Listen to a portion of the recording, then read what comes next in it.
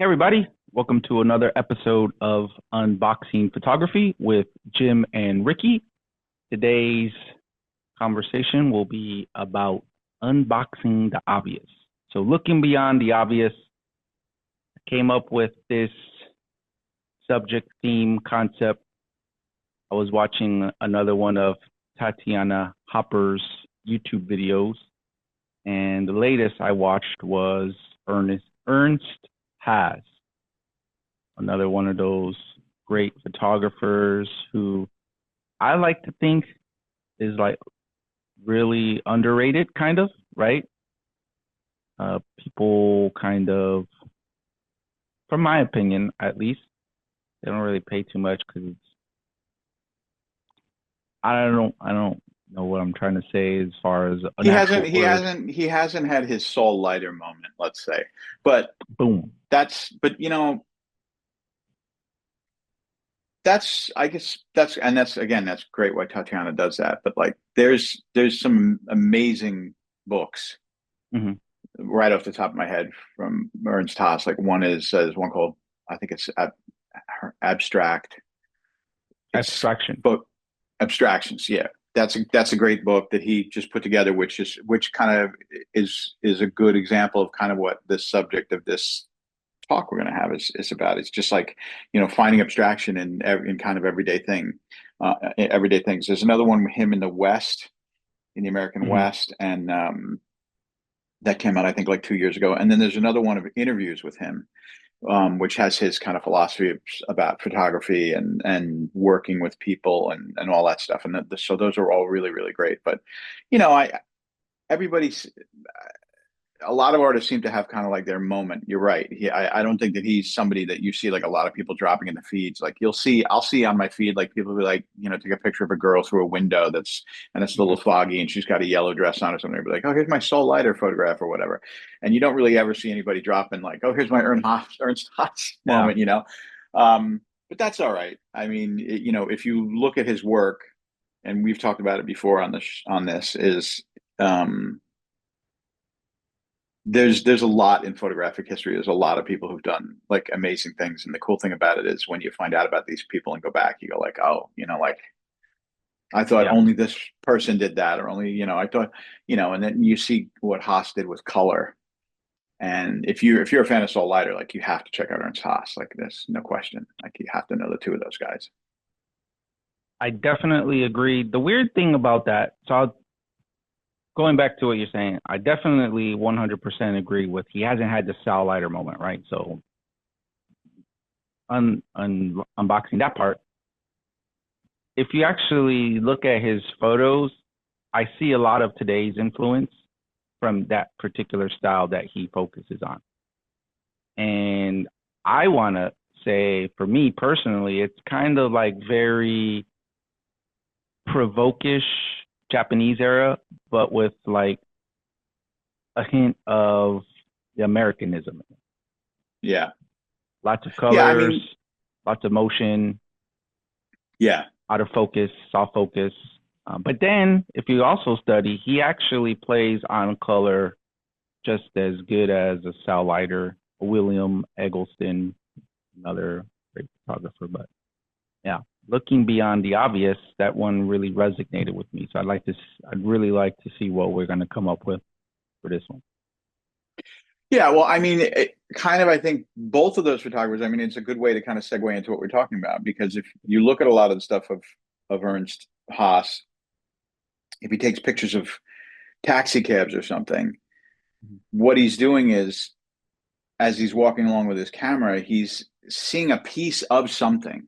So he's looking at going beyond the obvious would be like, let's say if you saw a taxi stand and it was just a taxi there and there was like somebody standing, sitting there and you took a documentary style photograph, let's say, you'd get a picture that was of a taxi in front of a taxi stand from the 50s. And there's plenty of photographs out there that are like that are like a document of time. It's like, here's a scene and it's a documentary style thing.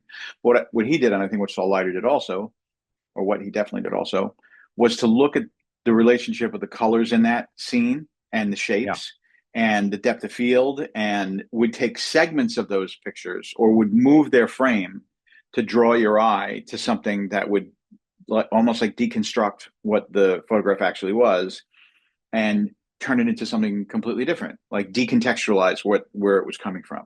And I think you Mhm. see that again and again in Saul Leiter's stuff, is that when you look at the picture and say, what is this picture? You think about it for a second, you go, okay, it's a picture of a girl through a window or something like that. But really, if your initial reaction looking at it is more about the shape and the difference between the colors and the what's in focus, what's not in focus. It's more of kind of, it gives you more of a, it's not a, because it's not documentary, it's not factual, it's hitting you in kind of like this different place in your brain where the information isn't being processed as this is a fact and you're looking at a depiction of fact, and so consume it that way. You're looking at something that's an abstraction of reality because it's taking a piece of something and it's messing around with focus, depth of field, all the shapes and Mhm. everything like that.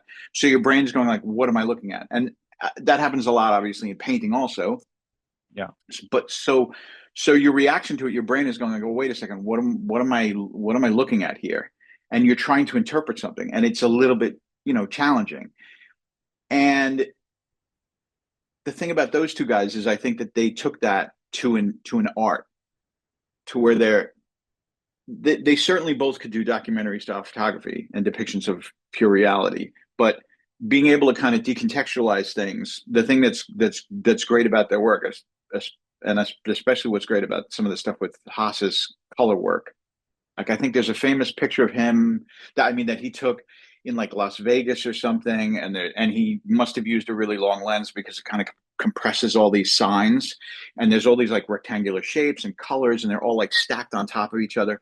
And if you shot that wide, you'd Yeah. get the separation between all those things. But because he used a longer lens, it kind of compresses it all, and it's like, what am I looking at?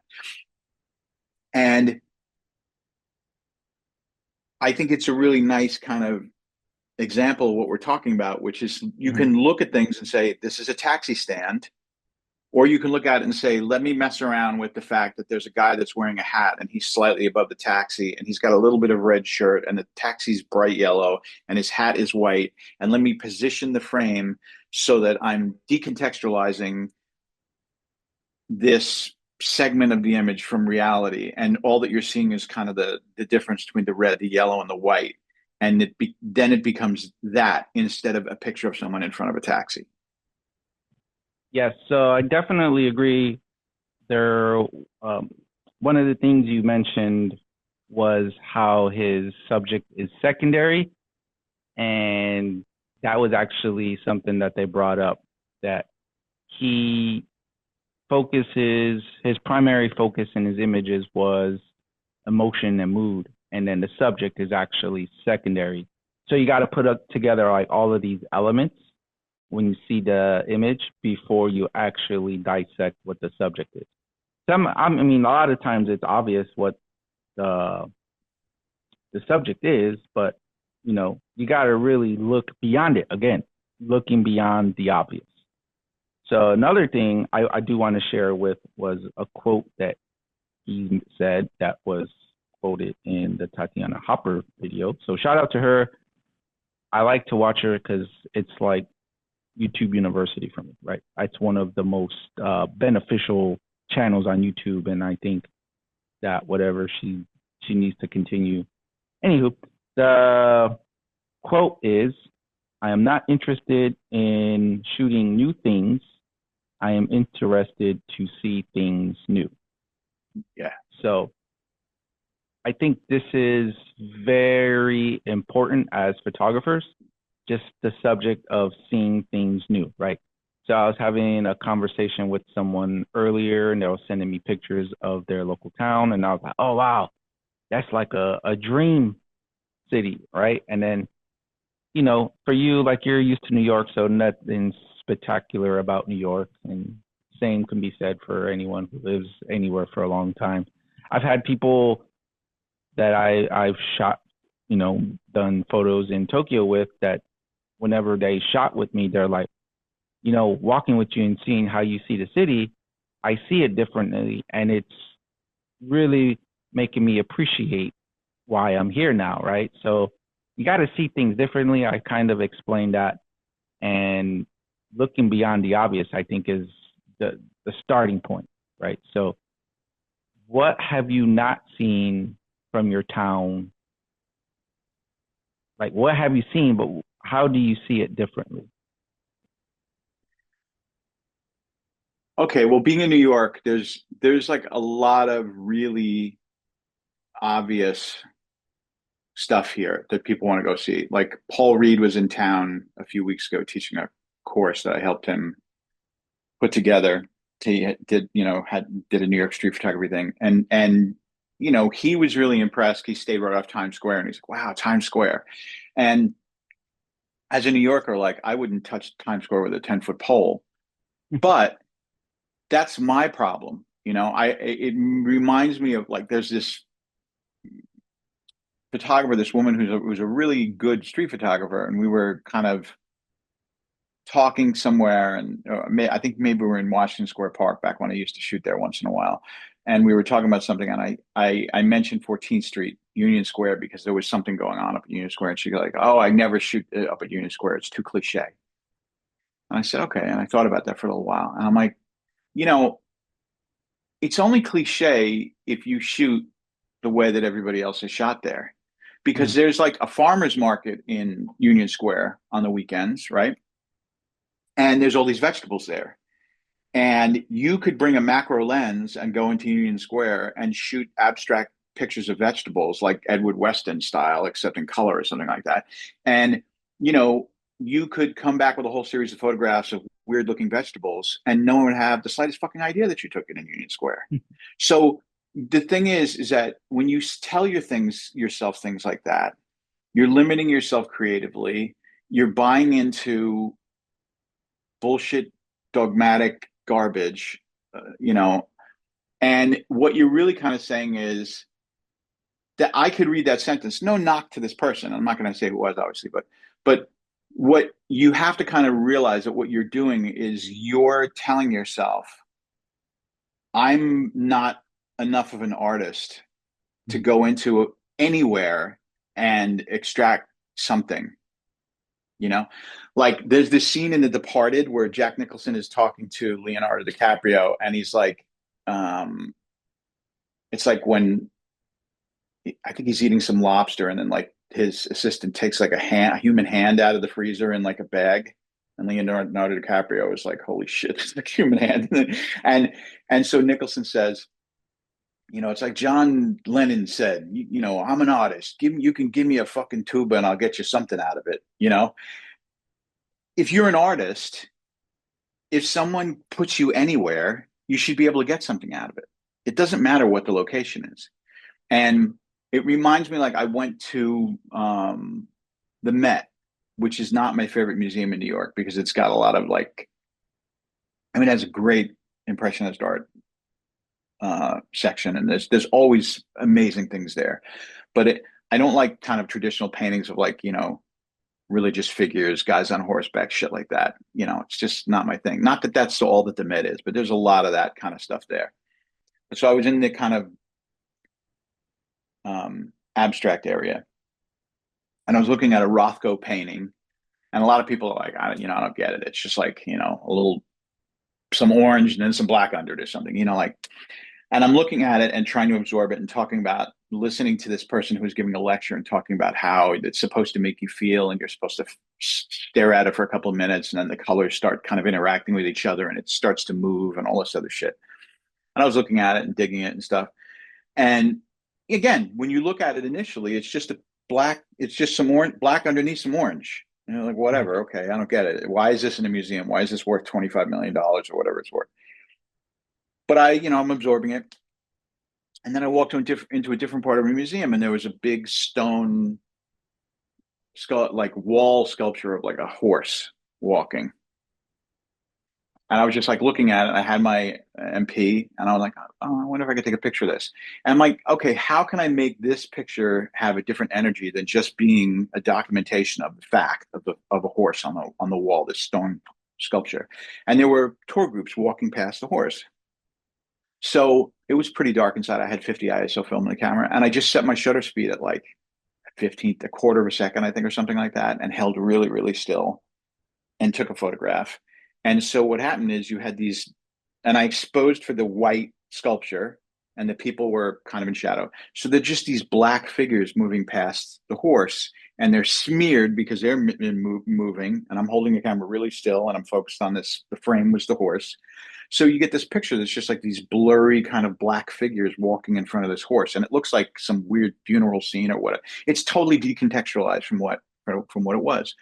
But the reason why I took that picture to begin with was because I was looking at something that was really, at first glance, really obvious, an orange and a black, a canvas with some orange and black on it, and listening to it explained about how it's something actually different, how you can get like this vibration from it and everything. And it just made me think, you know, okay, let me think differently about what I'm doing. Let me not just take a picture of a thing as the thing. Let me try to take a picture of the thing and make it something other than what the thing is.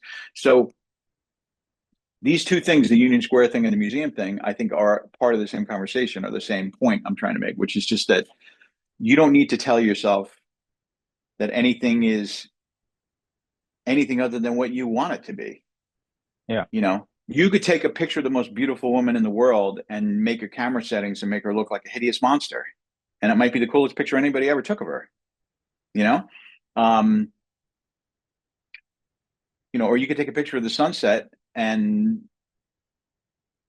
In make it monochrome. look like an egg or whatever. Yeah, exactly. So all of this, I think it kind of depends on your perspective, and also, what have you seen, Mhm. right? If you only, I was thinking about your thing that we talked about last time about the chair down by the water, and how Yeah. you took a picture of the same chair down by on the wharf, and vis-a-vis this conversation that we were going to have. And I thought, like, okay, what if you went and took that picture at 4 o'clock in the morning and did like a 30-second exposure of it, and Yeah. then you walk through the frame while you were taking a picture of the chair. So there's the chair and it's perfectly exposed and it's still, but then there's this like weird movement behind it, right? Hmm. Then it's not just a picture of a chair anymore. And all that it is you coming up with the idea, and maybe to get beyond the obvious, you had to take the obvious picture 50 or 60 times until you got sick enough of taking the obvious picture that then you said, let me try something different. Yeah. I think that's where I'm at now, where I don't say it's a struggle. I actually find it enjoyable and I love the experience. And I said this last episode where now I'm very aware of I don't need to make this particular photo. I've made it before. I am capable of doing it anytime. However, the caveat to that is everyone should continue to practice the basics, the fundamentals. So if that's a fundamental of any given type of photography, then we should practice it. However, going back to something else you said, I've been really focused on macro photography with the Q. So looking at it differently, looking at subjects differently, getting closer, you know, making it kind of abstract to where it's only portions of whatever subject I'm taking a picture of, so that you don't really know what it is. You actually have to study it and you're like, oh, wait a minute, I've seen this before. What is it? Oh, this is that. Oh, this is interesting how you only captured the not so important parts. Again, going back to the non famous photos that famous photographers take, right? They took them for a reason, they shared them for a reason. Now it's time to look beyond the obvious of the hit single, right? So getting there, seeing differently, different angles, kind of like you looked at the horse. How can I give this horse energy, you know, beyond of whatever was sculpted? Yeah, and I'm sure. I mean, I've seen in your pictures over the years, like, there's an evolution. You go out and you take certain types of pictures for a certain amount of time, and you've done it, and you know that you've done it, and you can do it really well. And then you say, how do I expand on this? How do I grow? How do I progress? Mm. And I mean, some people don't want to do that. You Yeah. know, I see on the, I used to spend a lot of time on the Leica forums, and I would see a lot of people posting messages about cameras and should I buy this, should I buy that? And they would say things like, you'd be like, well, there's no context for like why you should buy this or why you should buy that. What kind of pictures do you take? What do you want to use it for? And they would say stuff like, I largely take pictures of my family and my kids, and they'd want to buy like an M10 monochrome or something like that, and a Nocti. And it's just like, dude, just buy a Q2, buy Yeah. something with autofocus that's wide.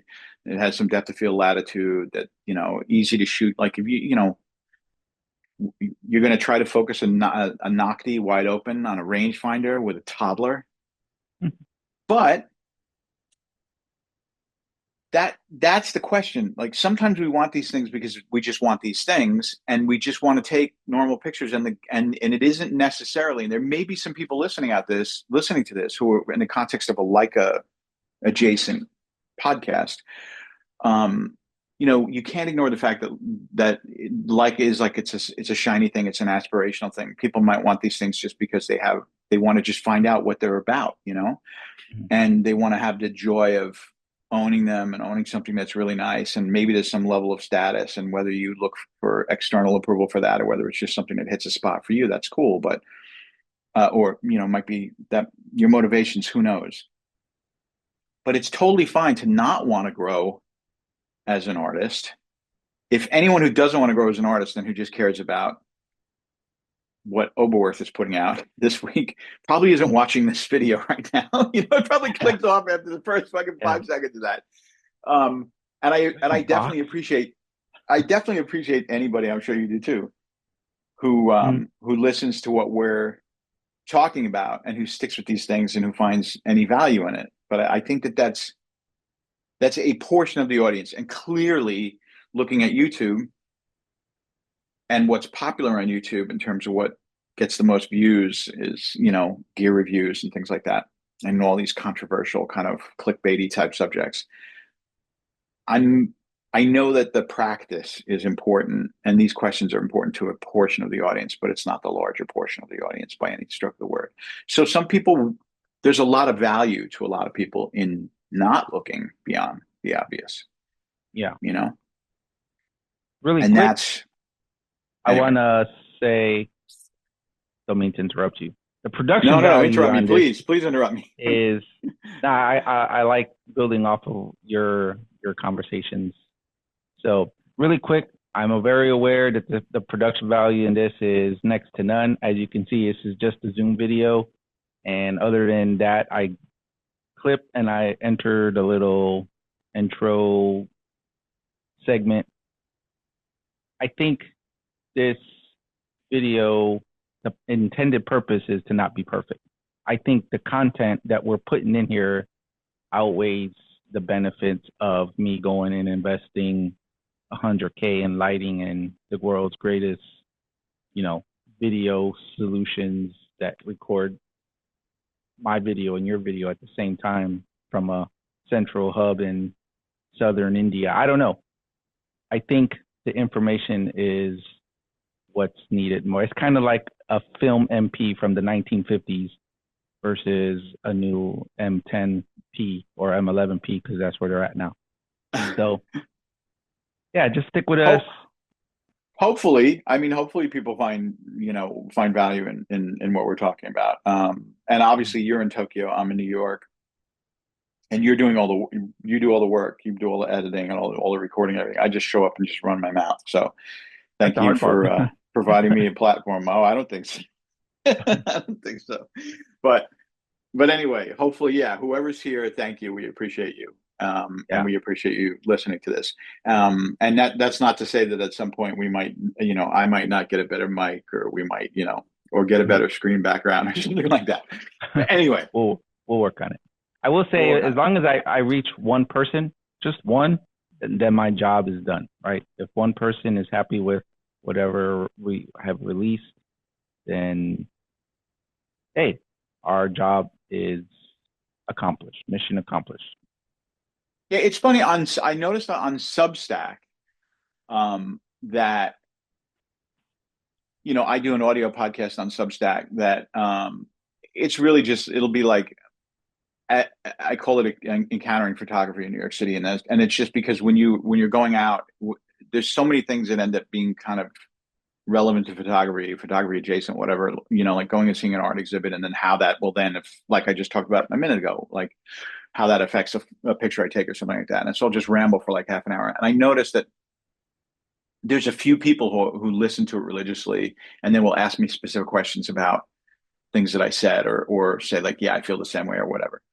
Um, but it's not a large amount of people. And there's been a couple of pictures that I posted that have gotten a lot of attention on, or for Substack anyway, on Substack. And they're kind of pictures that I thought would get a lot of attention. So it would be foolish not to understand that there's like a populism behind things that are like really easy to absorb versus, let's listen to two guys talk about Ernst Haas for 15 minutes or whatever. Like, I get it. I totally get it. Anyway, moving on, moving on. No, we're going back into the photography talk. So I went and I found this one photo from Ernst Haas that really caught my attention. I'm gonna airdrop it to myself. Let's see, I'm sorry for the delay, people. All right, here we go. Come in. I'm gonna screen share it really quick, and I wanna get on another quote that was taken from the video from Tatiana. And I don't want to seem like I'm stealing her ideas. I just really liked how she arranged this and her photo selection and the information. I'm going to build off of that, but here we go. So my share. All right, here we go. This one. So this one photo particularly. Yeah. I seen it and I was like, whoa, wait a minute. Like there's a beach, but then it looks like an office building. And then you look closely, it's a parking garage or an apartment. I don't know. But like the woman right here who's perfectly in that windowed area, which is actually a pillar. I think a lot of people try to recreate these type of reflections now. So going back to the opening segment where I mentioned, like he's not probably the most known photographer, but his style, and I see a lot of influence in more modern photographers now.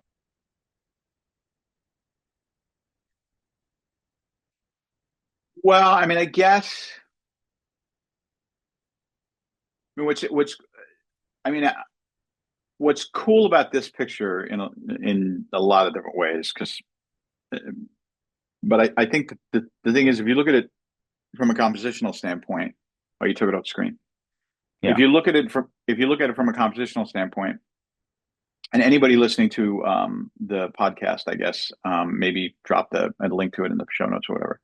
But the fact that there's three women and one of them is like centered in the white, and then the other ones are to the left and to the right of the screen, um, kind of root it, ground the picture, give it a kind of a weight. And obviously, he moved himself clearly so that that woman would be on top of it. Because I think that the woman on the far left is the same woman who's in the white pillar. If you look at the two figures, because they look like they're positioned in the same way. So I'm guessing that may be some kind of a advertisement or something. Who knows? Because you're right, Mm-hmm. that car and those kind of beams, it looks like it's inside a parking garage. So maybe it's a picture of a beach scene or something. But it does kind of bring up when you say influence, the question is whether someone can be influenced by something without having ever seen it or without having any awareness of it, right?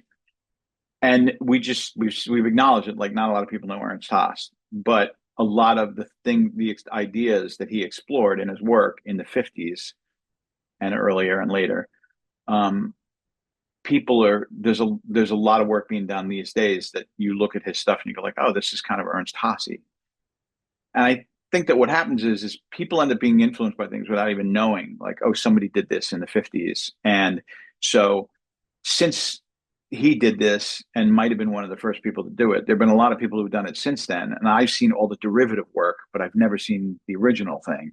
And so Mhm. now I think it's cool. So the whole like taking reflections in photography is a thing. Obviously, when you go on Instagram and you scroll, like I see all the time, I see pictures that are based on reflections, and I take pictures that are based on reflections sometimes.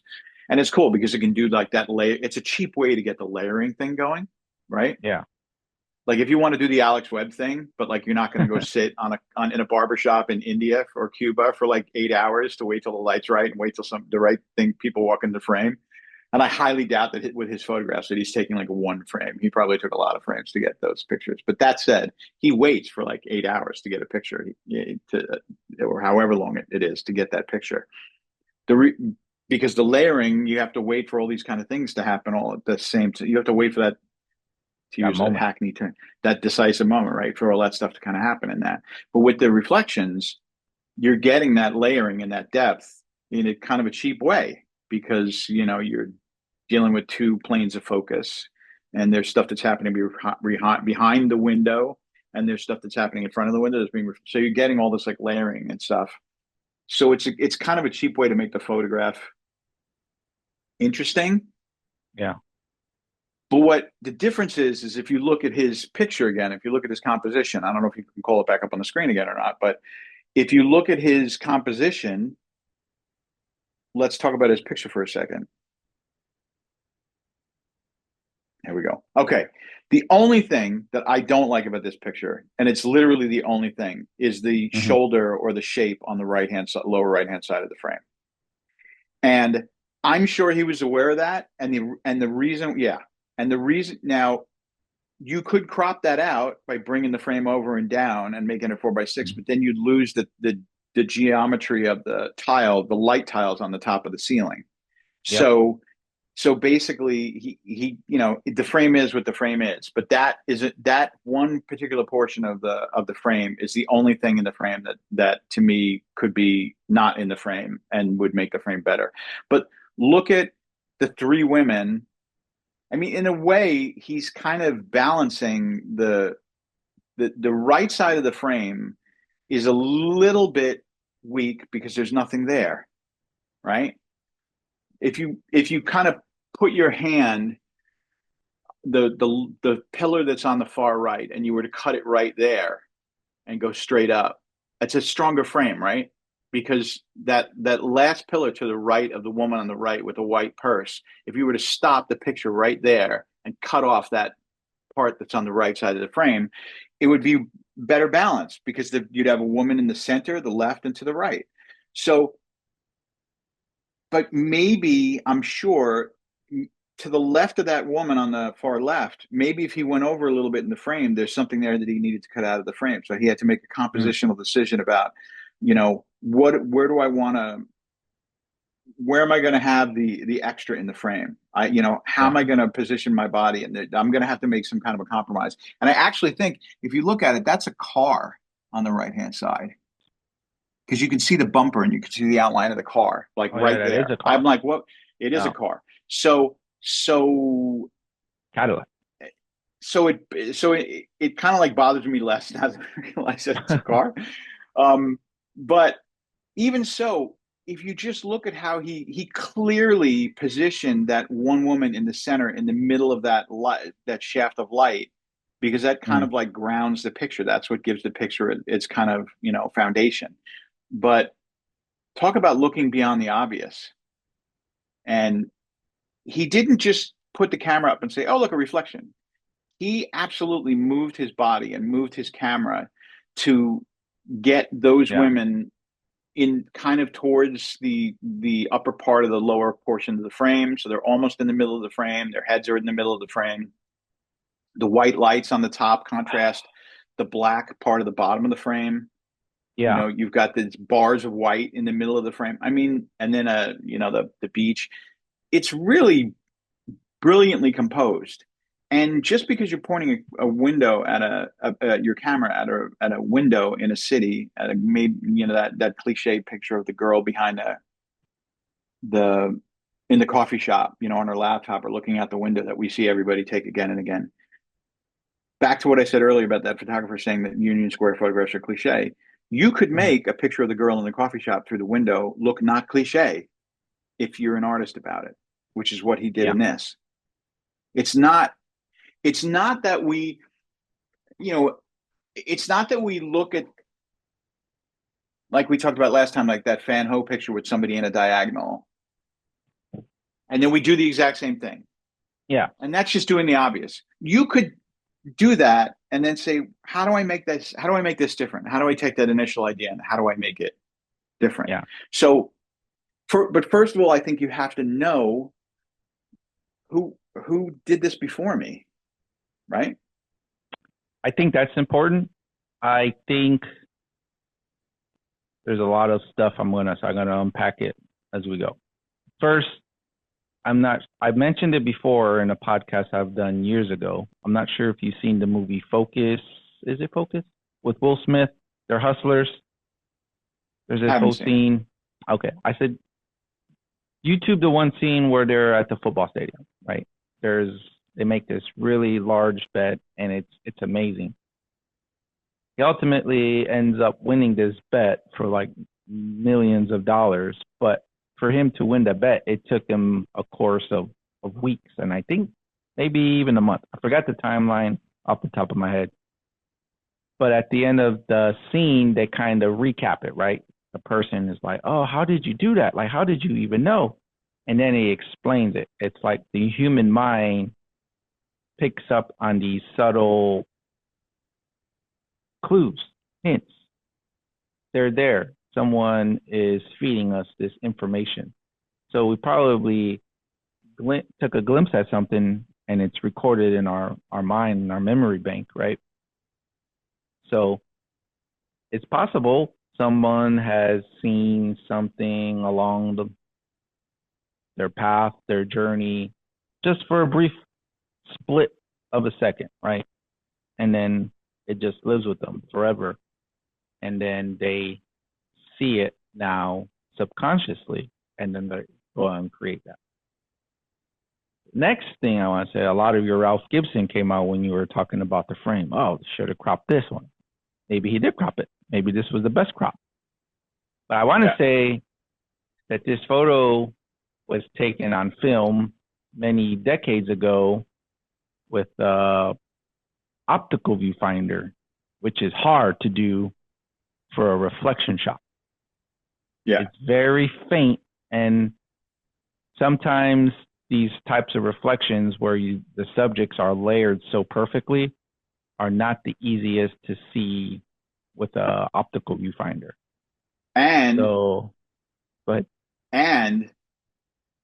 that picture looks like it was taken in the 50s or 60s. So what speed color film was he using? He might have been using slide film. If he wasn't, or if he was using negative film, I mean, was it 50 ISO? Was it 25 ISO? Maybe Kodachrome or something like that. So imagine the shutter speed that he had to use and the exposure. And was there even a meter built in? So how did he meter it? Because he might have been using a body that didn't have a meter built into the camera. Maybe he had a meter on top of the camera, or maybe that looks like a shot that I don't think I could Sunny 16 that shot and get the exposure right. I don't think I can guess what that exposure was. I would definitely second that, only because I'm still looking at the image, but the image itself is very abstract, right? There's light all over the place. So he is really good with the meter. He's a master. I'm giving this a master shot, an unboxing photography master shot. First one this season. And it's very well balanced, the exposure across the entire frame. I'm at a loss for words. In the 50s, like, this technique was probably unheard of, right? You didn't see everybody on Instagram showing off their reflection shots.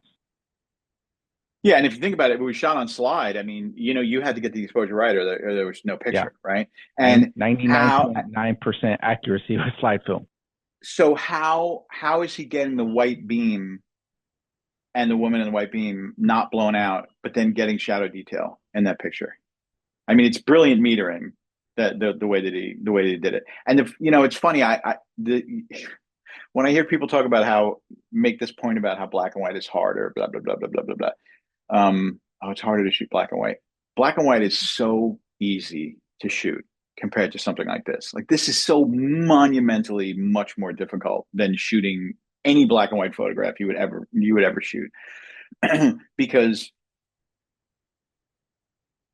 look at the range of tones between dark and light and then layer the color on top of it and the composition, and it's just, I mean, it's a masterly photograph, as is all of his work, Yeah. really. If you look at pretty much any one of his pictures, it's all somehow him getting exposures that are amazing and composition and the colors. I mean, he's really just an absolutely brilliant photographer. So I wasn't familiar with that picture, so thanks for showing that, Rick. Oh, no worries. That's why I do all the research to share with you people, the listeners, fans, supporters. I do got one of his books that I want to revisit and actually study the images now. I buy books and I do quick glimpses through them, and I don't really Yeah. get to. I got a library actually, 2 bookshelf library, and I got my Ralph Gibson book coming, so it should be here by the end of the week. What, So that it'll new be my Taschen book first. or what? I don't know which one it is. It's just Or is like it a Thames and Hudson? compilation. I'm not sure. There's a new one that just It's came out. It's like, it's not that one. It's a okay. relatively older release. So yeah. Anywho, really quick before we wrap this segment up, master of seeing beyond the obvious, right? I want to say another balance is uh trying to think how to word this. Is balance. So think like you were going off of slide film. Slide film, first off, is extremely hard to shoot. Very perfect, right? You got to be 100 with your meter. The latitude is not the same as negative. And then you said it's easier to shoot black and white as opposed to color. I'm gonna give you the opposite and say it's actually harder to shoot black and white as opposed to color, just for conversation purposes. I think black and white takes a little more discipline to see light shadows accurately, right? To create a interesting image other than just something that you would take a picture of. For instance, like you go to wherever you're walking down the street and there's a red sign and then someone walks by wearing all red with red hair, red bag, stuff like that, right? Like obviously it's a color shot, so that's what you would want to go for. But if you were to take it in black and white, it's just another snapshot, right? So for me, I think you have to put a little more thought and technique into shooting black and white. Okay. Well, obviously everybody has different opinions on this, and you shoot primarily in black and white, I Mm-hmm. think, from I your posted work. And so I think people are naturally going to kind of gravitate to whatever works better for them. Um, get I keep mentioning Ralph Gibson on this. I don't want to make it seem like I'm some kind of little fanboy of his. do. But he did say a All lot right. of things that stuck with me. And one of them was, he got asked in that video when they said black and white or color, and he said, I shoot in all three. You know, um, What's the third? I don't agree. I don't agree with the assertion that because I get to a scene and there's a stop sign in the girl with a red dress that it's a color shot or it's a black and white shot. Mm-hmm.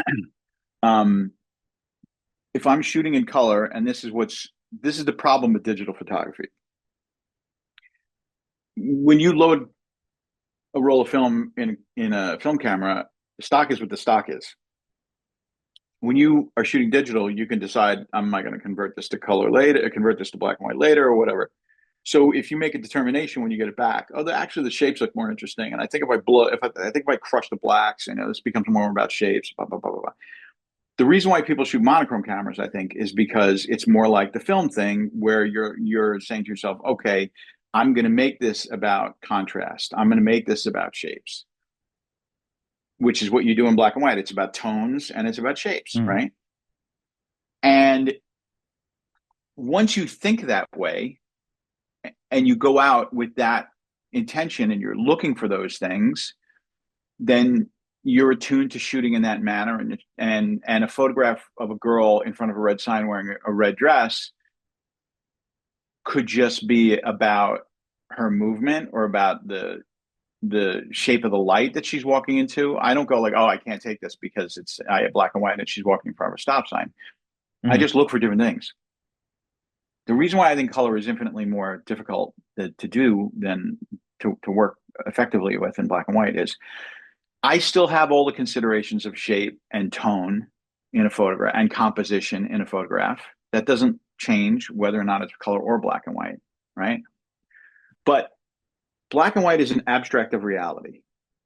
It's removed from reality. So, and this is a bunch of different photographers have talked about this. I'm not saying anything new. This is like in a million videos about the difference between black and white and color. But like black and white is a couple of steps removed from reality because first of all, photography, it's not in three dimensions. It's in, it's flat, right?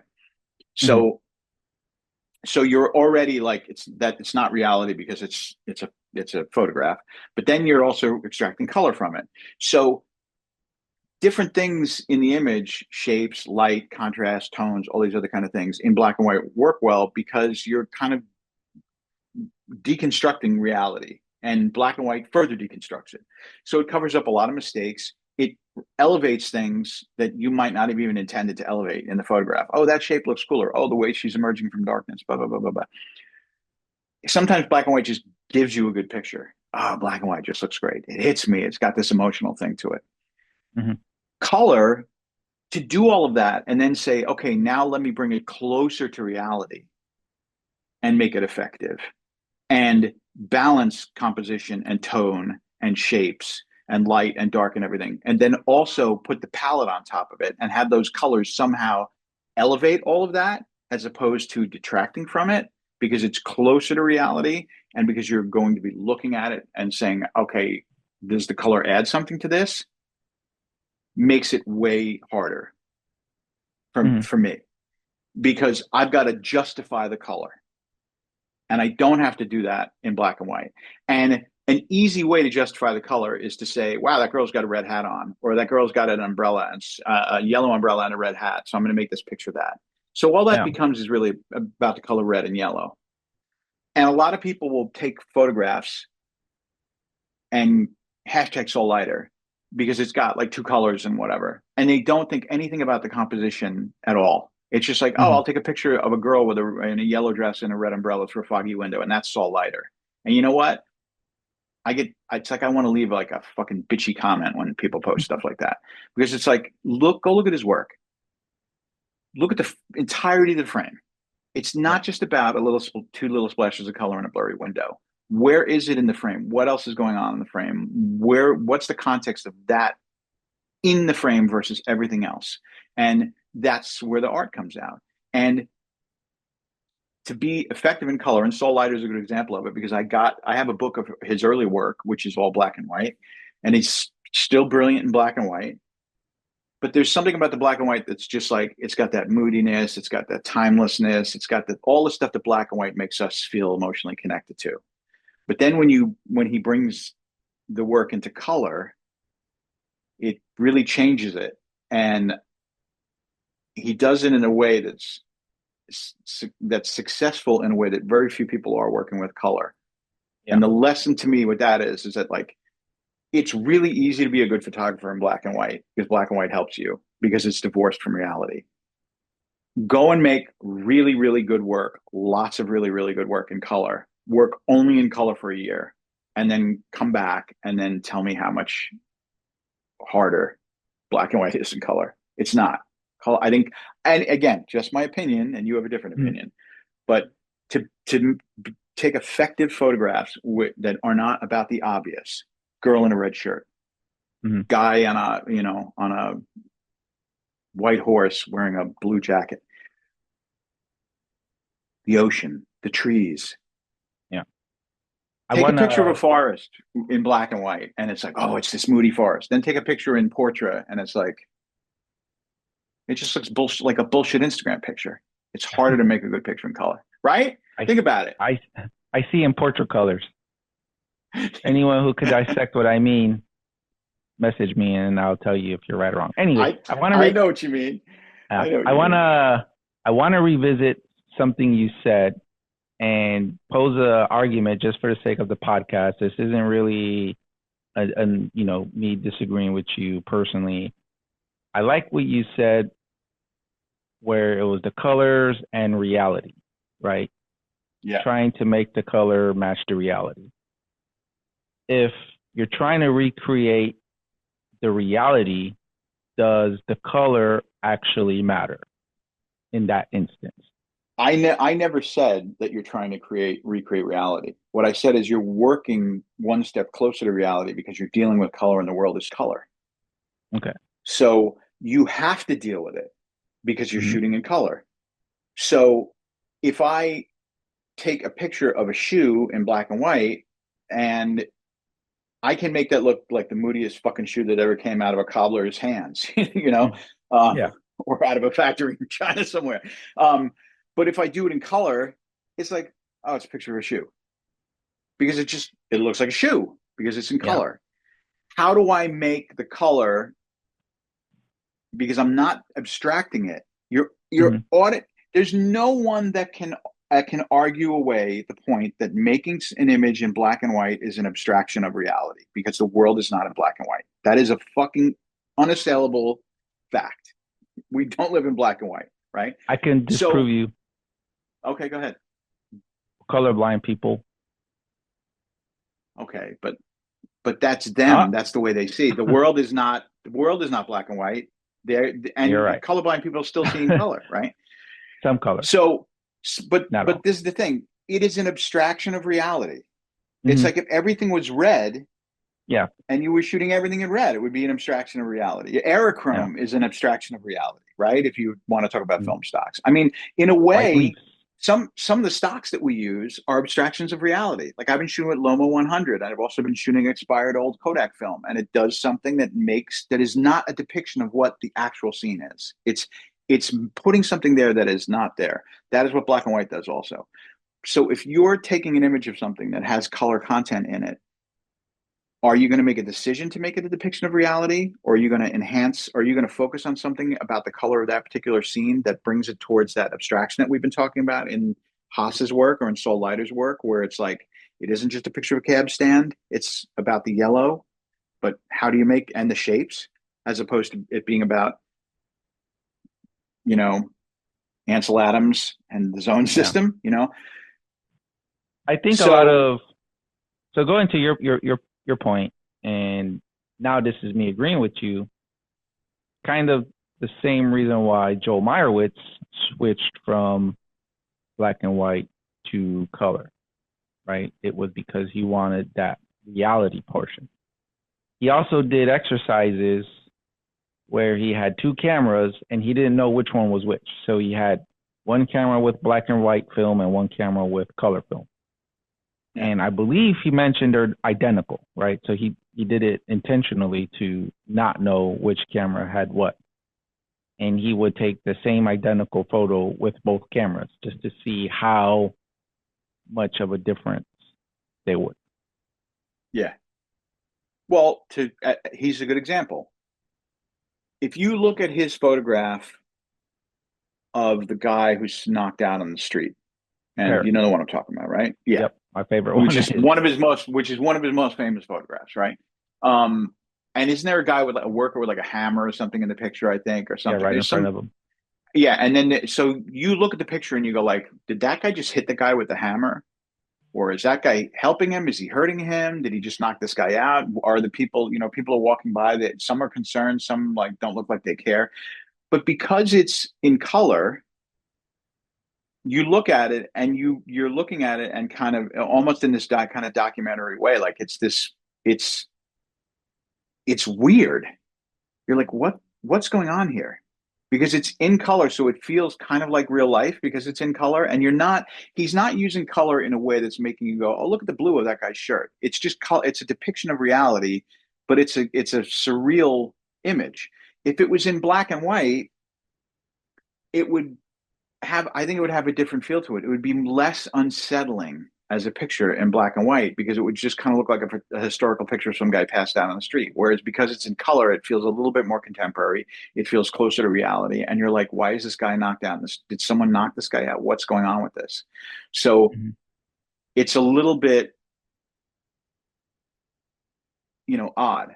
I feel like if I want to make something really moody and really impactful and, really in your face, I'll shoot black and white.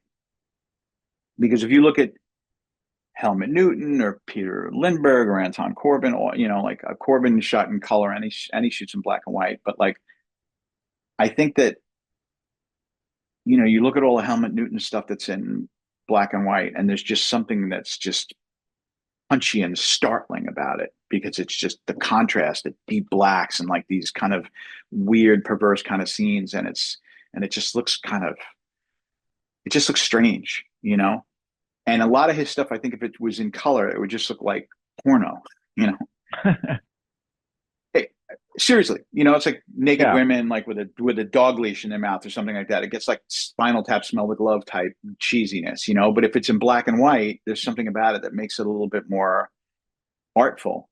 And so if I want to make something that's if I want to make something that's abstract in color, I have to work a little bit, and weird in color. I feel like I have to work harder. Anyway. Oh. I think What about you? color. Do you have you ever shot color and said like I'm going to go out and really try to shoot a role with an abstract point of view on this role and be really abstract about things? There, no. Simple answer, no. However, I I'm working on something different right now. Kind of not. It's on a pause right now. But the intent was to, and this is actually before the concept of this podcast, was I wanted to push my photography to a different level that I've never shot before. So that's why I've been reading a lot into Sal Leiter because I never really shot in like a Sal Leiter like style. And what I mean by that is if you revisit some of his images, very telephoto, right? So 90s, 135 focal lengths, and you see his compositions, splits. It's it's really well put together, and I was that one guy where when I started to learn street photography, if there wasn't a person in it, then it just wasn't a street photograph, right? If it wasn't in the crosswalk, it wasn't a street photograph. If there wasn't rain and umbrella, it wasn't a street photograph. So I lived when I was first starting off, I lived up to all of those cliches, right? And then you get mentors, and then they're like, "This is shit, right? Like you can do way better than this." And then it takes those conversations to be like, you know what? He's right. I'm I'm better than this. I should be doing other stuff. And I like to think I progressed. I think my photography is now better than it was when I first started, as so it should be. But with intent to shoot something along the lines of going to your question abstractly with color, not yet. But I do plan on it, and it is the the planning process is in work. I just haven't done it yet. Cool. Okay. Well, I mean, I think if you go out with intent and you say, I've got a role, I've got an idea on it or whatever, and I'm going Mm. to take a certain type of photograph, and you go down that road. What's kind of cool about that is you'll see, and this is a great thing about, a contact sheet or just a roll of film or whatever. You can kind of watch as you're taking more and more pictures, or if you shoot across several different rolls, you can see like how you're improving and how you're adapting because you shot what you shot, and then you're just honing in and honing in and honing in and getting closer. And I think it's challenging to kind of get better at anything or really understand anything unless you do it for a while and kind of stick with it. But like when I look at your pictures in black and white, I see abstraction because you've got, maybe there's a picture of a scene of a Japanese house somewhere, and like you're taking a picture of a lantern, and it's like, okay, where is the lantern in the frame? And it's much brighter than other areas in the picture that are darker. So initially, when I'm looking at it, I'm like, what is this? So you've already got kind of an abstract mindset. Like as much as you take some documentary style pictures, I also see you taking pictures that are just like segments of things, which is an abstract way of looking at things. Um, and Japan's obviously a very colorful place. It may feel like really difficult and disorienting, and you might look at the images when you first get them back and say these suck. I should go back to doing black and white. But if you stick with it and you really focus on Yeah.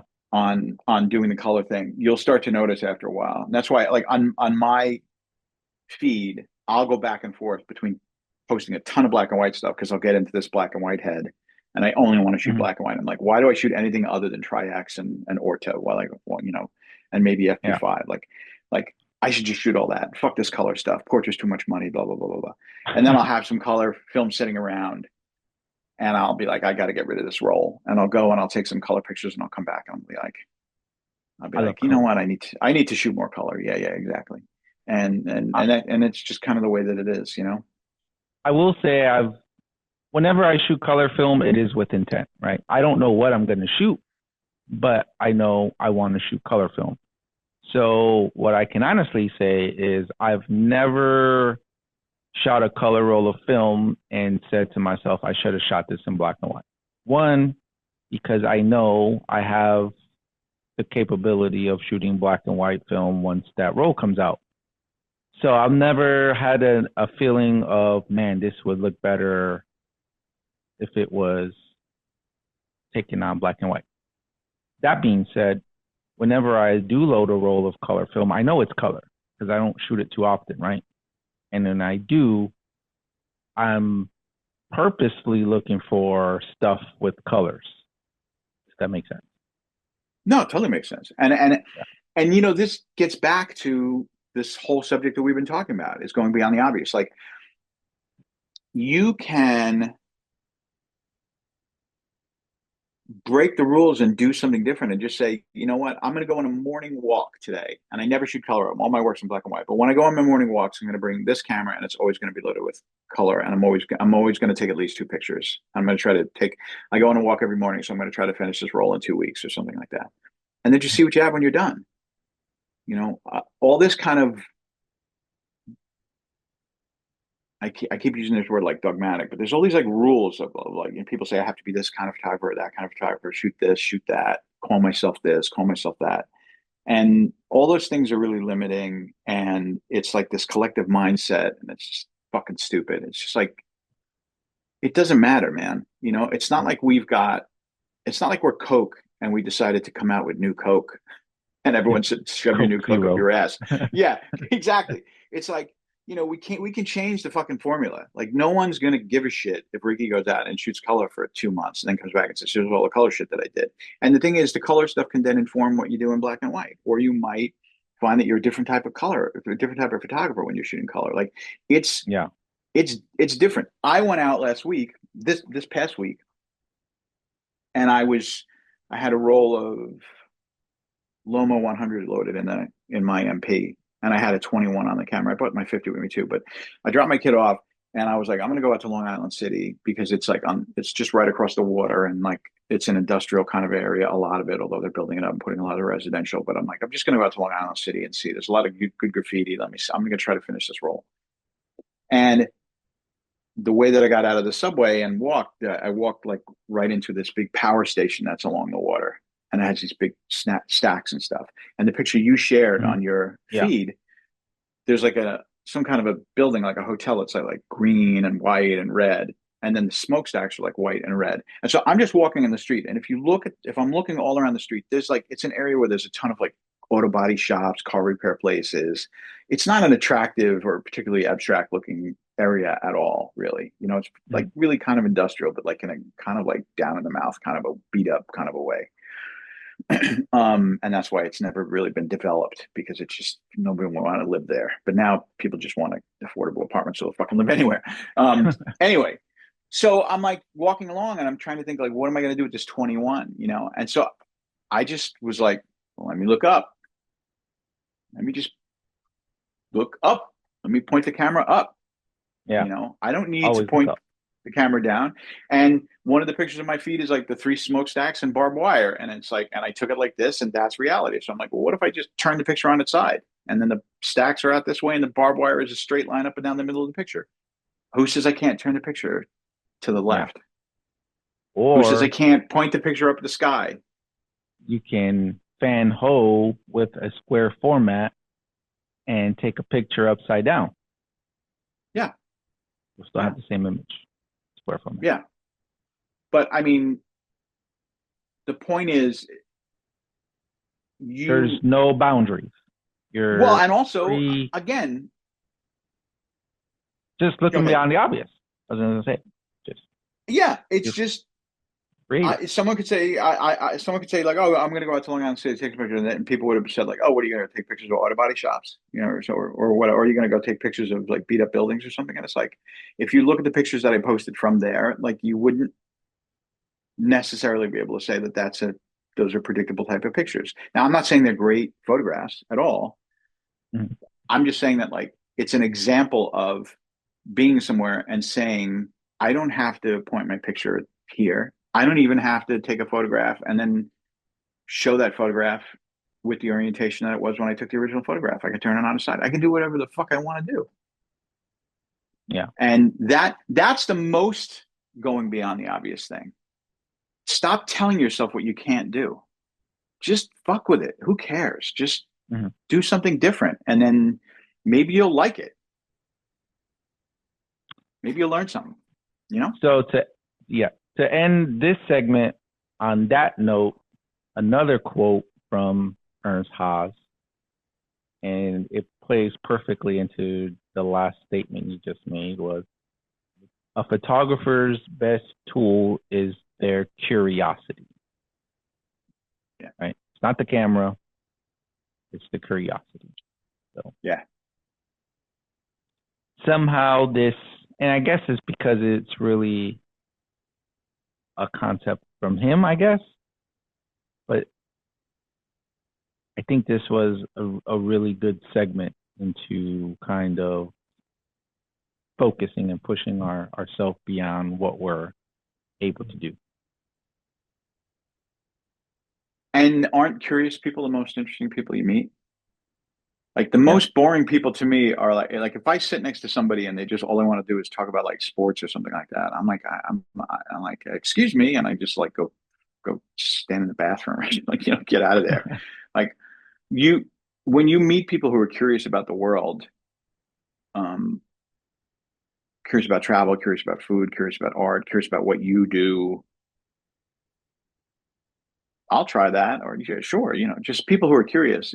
There's just something about being curious. Like if you just, again, all these kind of rules and all these things that we have to be and all these labels, I think end up boxing us up and limiting us, which is good for people that are trying to sell you things, right? Because think Or about it. If you have unboxing it. also, yeah, if you think about it, if you're somebody who kind of is interested in lots and lots of different things and kind of it's very unpredictable, it's kind of hard to sell you stuff, right? But if they can get you to be like, I'm this, and you need to use this tool or think this way, blah, blah, blah, it's very easy to put you in a lane and get you pointed towards something that you might end up spending, your money or your attention on, right? But if you're somebody who kind of looks at the world in this kind of 360 way and kind of takes all that on board, who's going to have the more interesting pictures at the end of the day? Anyway. Yeah. Do we want to talk about our photos of the week? Yep. We've been talking a while. Yeah, that was it. Like I said, it was a good segment. So I got your last words, and now we will transition to our photos of the week. So once again, thank you for the dialogue on looking beyond the obvious. Real good one, I think. Um, Now we'll do photos of the week. We'll start off with yours, and then we'll go mine. I think you're going to be somewhat shocked when you see mine, but you got a really good one, and we'll start with yours. Da, da, da. Okay, so we talked. I mentioned Joseph Kudelka last week, and if anybody who's listening to this on a pod, just audio, please go on YouTube and Yeah. look at this portion anyway of the pod, because I know some people DM'd me and said, "Oh, I listened to the podcast, but I didn't see what images you guys were talking about." This is Joseph Kudelka. I mentioned him last time. To me, Kudelka is he's absolutely in the Mount Rushmore of photography, on my Mount Rushmore of photography. But okay, so why is this image great? There's so many reasons why this picture's fantastic. Firstly, okay, what's this picture about? This picture could be about a lot of things. Why is that kid running away from that woman who looks almost like she's hiding? And if so you've got this balance of there's the white on the left with dark bars, and then you've got on the right this white with these black spots, and then this dark figure on the lower right of the frame. That woman there with her arm up and her hand down looks like, did she just let that child go? Is she trying to be hidden from the mother that's calling the child? Was he not supposed to be with her? All this kind of narrative kind of comes up. The kid, what's that on his back? Is that like a wooden gun on a strap? Is it a child's toy? Is it part of his belt? Is it a girl? Is it a boy? I don't know. And then why is the mother on the left, if she's calling the kid like for dinner or something, why is she not looking at him? She's looking inside the house. And you can see her shoe and her dress kind of has spots on it, which also are on the right side of the frame. Then in the middle of the frame, it's dark, so it divides. I mean, this is so fucking genius. This picture is like the bottom is of the middle of the frame is light with a dark figure running across it with a white thing on his back or her back. Then the top of the frame in the middle of the frame is dark. And the tree looks almost like a, a an, an animal or some kind of creature. It almost has some kind of life to it, like it's observing this scene that's going on. And you've got these opposites of, the left is like a lot of light and a lot of dark, and then these spots. And then the right is a lot of light and then a little bit of dark and all these spots. I mean, to see this, to grab this, to capture this, to develop it, it's such an absolute work of genius, this picture. The movement of the child, the movement of the woman on the right, the hidden figure that's just out of frame on the right, the mother who's not looking at the child running as if they've been called, the tree, this contrast between dark and light, the dots on both sides. I mean, there's so much in this picture you can look at and just say, like, Jesus Christ, this guy is just such an absolute fucking genius. So that's why this is my picture of the week. Yeah. So I definitely agree. I really like this selection from you, and I'm going to give my breakdown. I like it's completely balanced. And my balance for this is everything is separated into squares. So you got the square on the left, you got the square in the middle bottom, the square in the middle top, and then you got the square on the right with additional squares. Like this is geometry at its finest in composition. And then you got your foreground, midground, background, with your subject matter, and knowing a little bit of the history of Kudelka.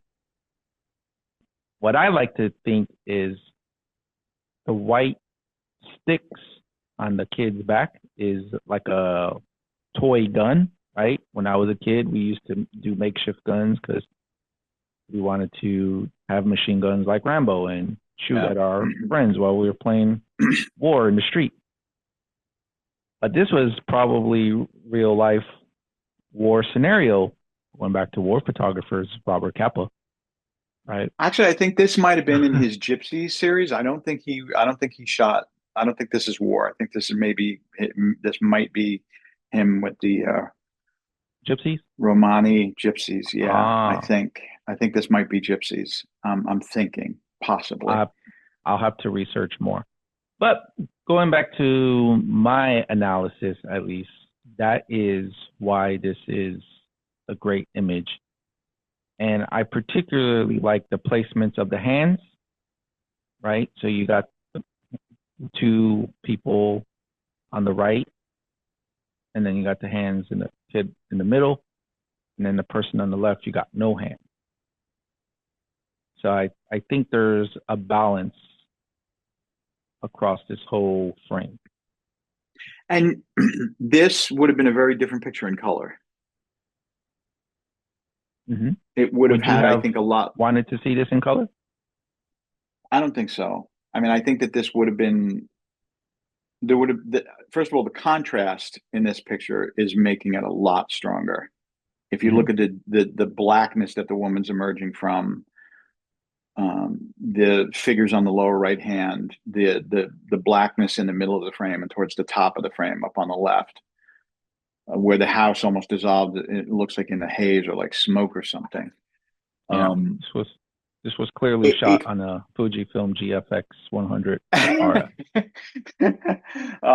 if it was I now if the women were dressed in really colorful clothing and and it was I just think it would have been just a very different type of a picture. I think this it would have been cool, but it wouldn't have had the drama that Yeah, the black and white gives it.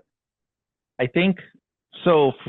To include additional drama levels, right? It's kind of like putting race car stickers on your car gives you extra horsepower. The trees in the back, how it's the light, it just makes this like 100 times more dramatic.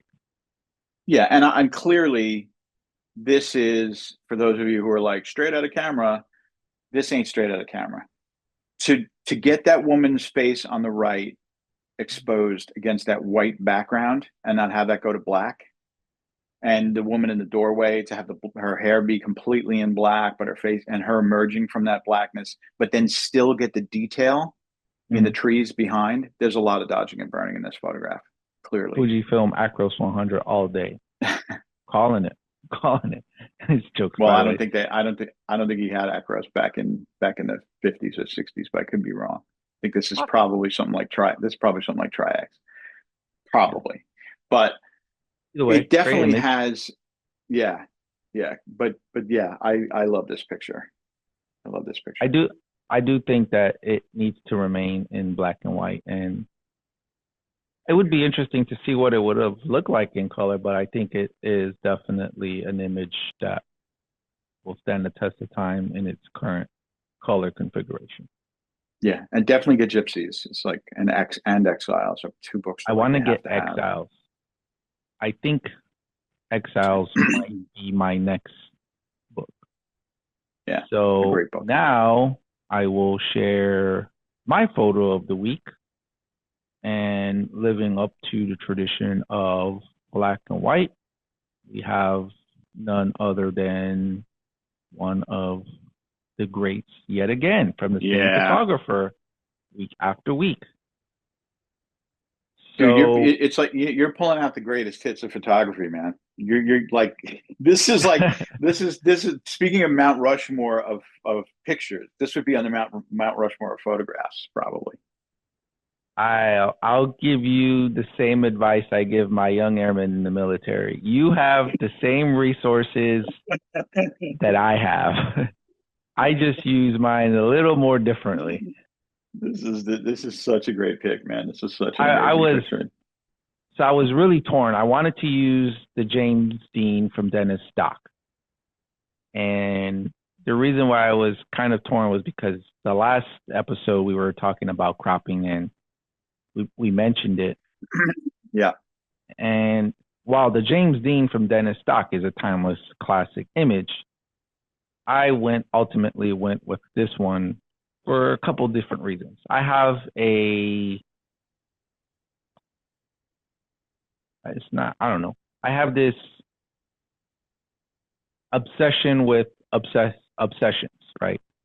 So after I seen the movie Minamata on Netflix with Johnny Depp, which is a great movie by the way, and whenever I see biopics, I always research to see how much of the movie is true, right? And only like 3% of the movie is true. Like very little actual stuff in sequence happened. However, I think how they recreated this one particular scene, when I saw it, I'm not going to lie, my emotions came out and I was really teary eyed, right? And it got so obsessive for me that I had to buy the book. So, obsessive nature, I spent months trying to find the Minamata book. And I actually found one and I got lucky because I'm a people person and I actually started talking to the book person who was selling it on Amazon Marketplace and we exchanged messages and turned out we just really love photography and they gave me a better deal than what they were selling it originally for without me just having a conversation. Anywho, I found the original Minamata book from W. Eugene Smith and it's actually signed by his wife at the time and makes it even more special for me. But then Yeah. I took it another step further. I wanted the actual publication that he wrote the story for as well, or took the photos for the story. So I Googled which edition of the magazine, I think it was Life. It was Life. I Googled what edition and magazine number Life it came out, and I searched eBay and I actually found it. So I have the original book with also the original print of this photo. And W. Eugene Smith's just he's Mount Rushmore, right? He's definitely up there. Like Yeah. it's Yeah. it's it's so hard to build a Mount Rushmore. If, like I had to only pick four photographers, like who do I even pick, right? And I think Maybe the that'll hard be part, maybe that can be the topic of the next conversation we have is pick the Mount Rushmore, and maybe some of the listeners can send in some yeah, suggestions about what I'll their Mount Rushmore would be. my Mount Rushmore versus your Mount Rushmore. And I think so for me, I think what would be so difficult was like there's obvious photographers who are like in leagues of their own, right? Like do you put those who are in that level on your Mount Rushmore? You only get four choices, right? Like who do you leave out with the obvious that they're just great already, grandmasters of Leica. Anyways, this photo for me, it just when I seen the movie, I just felt really emotional, and I liked a lot of how Johnny Depp played W. Gene Smith, and like that one scene where he's kind of like drunk and he's having the conversation with the handicapped kid, and he's like, anybody could do this. You just do this, this, and this. But it's true, like anyone can take a picture, right? But there's a whole lot more that goes into it. So one of the greatest photos of all time. I think it's balanced perfectly. This is definitely straight out of camera on a Fujifilm X106. You can tell this is 46 megapixels of the world's finest grain. I think in terms of Mount Rushmore, to have taken this photograph and then also the picture of his two children walking through that. Mhm. I think it's called a walk through the trees or a walk through the Yeah, wood. Yeah, yeah. To have taken those two pictures alone, you kind of have to be on the Mount Rushmore. But he was there with a sensitivity to the moment. He obviously had the trust of the subject. He, if you look at the composition, if you look at the light, where the light is, the thing that I take away most from this photograph, above all, is not the story of the unfortunate tragedy, the chemical poisoning this to the child, or the love of the mother for the child. There's all of that in it. His struggles, being beaten up by the people who ran the factory, some goons they hired. All the all the stuff that all of that stuff is there. But what strikes me about this also is if you go into a museum and you look at pictures by people like Rembrandt, Caravaggio, there's these. It reminds me of a painting. The light on the faces, where the light's coming from, where the light's falling on them, the quality of light.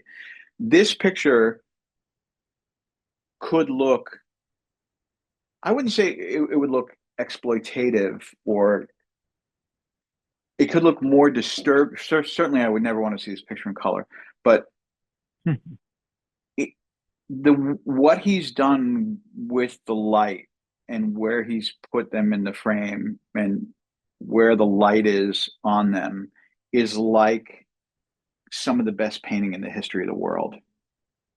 And that's what elevates this picture beyond just a documentary photograph. Because many photographers could take this picture and have it be a pure documentation of what you're looking at, and it would create empathy. But what he's doing is he's taking something that almost reminds me of, because I was just in Paris and went to the Louvre. There's all these pictures of, Mary with Jesus as a child, or Mary with Jesus after he's crucified, or there's all these kind of religious scenes of people who've been killed, and mothers embracing them, or a loved one holding them, or something like that. And the light in the better of those types of photographs always gives the picture more gravity and makes it more beautiful. And what makes this photograph beautiful, and not, it's disturbing, but it's not, because it's beautiful. And that's because of the gaze on her face and the way that the light is falling on it. And for him to see that and capture that, it's genius on a level that, he was able to do time and time and time again. And that's why he's got to be on the Mount Rushmore, let's say. But just a painting that is a picture that is as good as any painting in a similar vein that's ever been made, I think. Yeah. This is as good as anything Rembrandt ever did. I would say for a single frame, probably took multiple shots, right? Contact sheet. This is natural light, right? So to get it perfectly balanced, where the lighting falls exactly where you want it in such a way. I don't know. It's masterclass. Well, and he may have, because he had a relationship with the family and the child. Maybe he was aware that in that particular room where the child was bathed, maybe he had gone in there before, and he knew the time of day and he knew the quality of light. He might have said, "Can you bathe the child at this particular time of day?" Or he might have just gone in there a couple of times and noticed the quality of light. That's part of it also in all of these pictures. It's about the looking. You don't just show up and say, "I'm going to grab me a banger." You got to be present. And it's not like this person it's not like somebody came and said, yo, can I take a quick snap of you and your kid? Okay, cool. Hey, I'll tag you on Insta. This is like, yeah. This is like hanging and really spending the time and making an emotional connection, and probably spending a lot of days like hanging out in the bed. I mean, Eugene Smith is notorious for taking a little assignment and turning it into a fucking epic, and I'm sure, like you said, that there's probably lots of contact sheets with these types of photographs, but boy, to get this unbelievable picture. So anyway. Yeah. Sorry, I didn't mean to laugh at you, but you said banger, and yeah, I know. No, that's what I'm saying. There's a lot of that. There's like a lot of like, I'll just show up and like, click, I got it, I think when I you see something that... like this and go, why don't my pictures look like this? And it's like, well, did you, I know why. He didn't run through Bryant Park and go like sneak a picture and get this. He put in the Yeah. work, so that's why this picture is what this picture is. Master photo. I think this, along with reflection photo, this is probably 3 master shots today. So the Kadoka gets one, and obviously Eugene Smith gets a master shot as well. So And Ernst add it Haas, to the yeah. library. Yeah, 3 master shots. And I'm hopefully going to go see Deanne Arbus's Constellation show in New York. I think tomorrow. Okay. So we definitely don't want to be just those like white dudes that we had 3 white dude photographers on here today, but there's a lot of photographers of color and female photographers that we will definitely talk about in other episodes as Yeah, well. But definitely will. I don't like to categorize photographers under demographic, but I don't think that plays an important factor. But I'm only looking at the images for their quality, their technique, and then just expertise, right? Like, yeah, agree. Yeah, I no, think the the photos, meritocracy is the work, but I just wanted to just mention that we're mhm, not oblivious to the fact that there's lots of other photographers yeah, out there Gordon whose work Parks, that we can talk about yeah, too. Yeah, I Frank mean Jackson. the list There's the list a is lot. the list is endless. Yeah.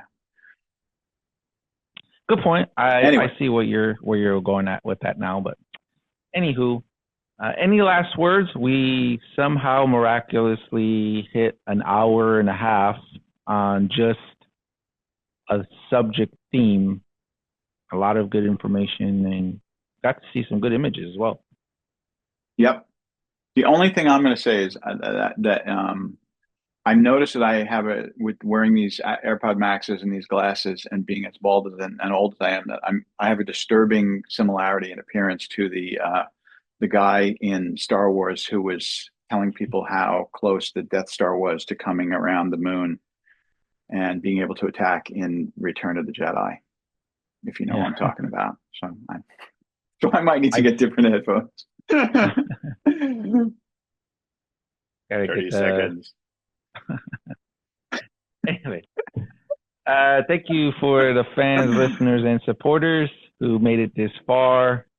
If you have any additional feedback, please drop a comment, hit the like button, subscribe.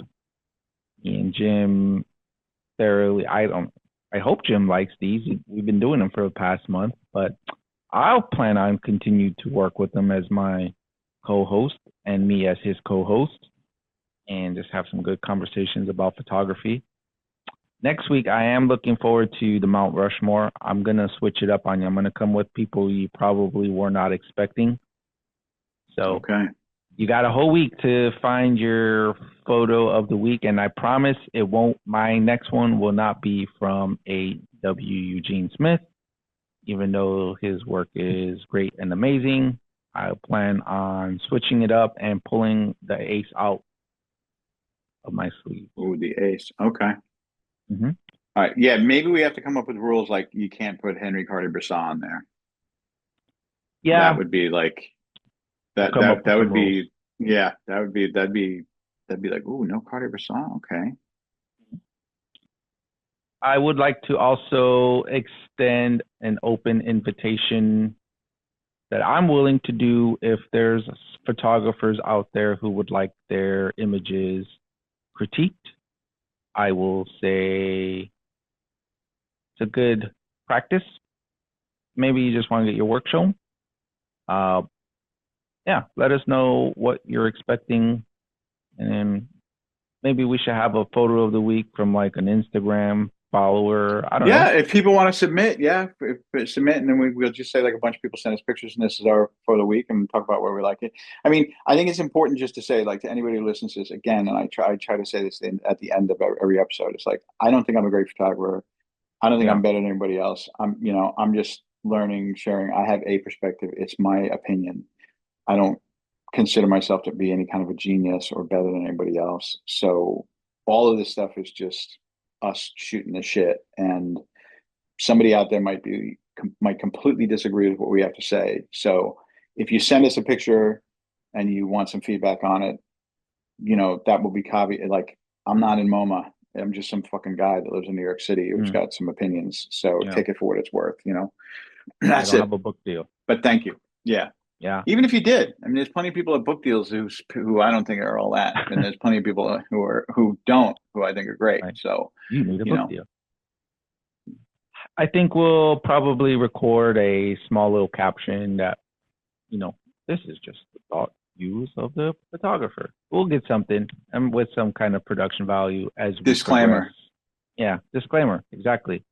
And hopefully it gets some jingle, some good intro music. I don't know. I think I I'll had work on it. some royal. Oh, that's right. You're a musician of some sorts. I wouldn't go that far, but I've got I've got the tool. I've got the tool. Definitely the tools to make music for a podcast. I should be able to do that. Put together 30 seconds of sounds. Yeah, Shouldn't be that difficult. perfect. Now I'll leave it to you. All right. Cool. Any last words? No, just go out and make something, people. And thank you to anybody who spends any time listening to any of this. We appreciate you. And when you create something and put something in the world, you're countering all the negative shit that's in the world in a subtle but important way. So thank you. Mhm. I'll add on to that. Do it for yourself. Do it for your right reasons, and don't get unmotivated. Just keep shooting. Right. I know this is unboxing photography, but focus on the actual skills and techniques as opposed to buying new camera gear, which is still fun, but you got to learn first. So, yeah, thanks again. This is Unboxing Photography, looking beyond the obvious.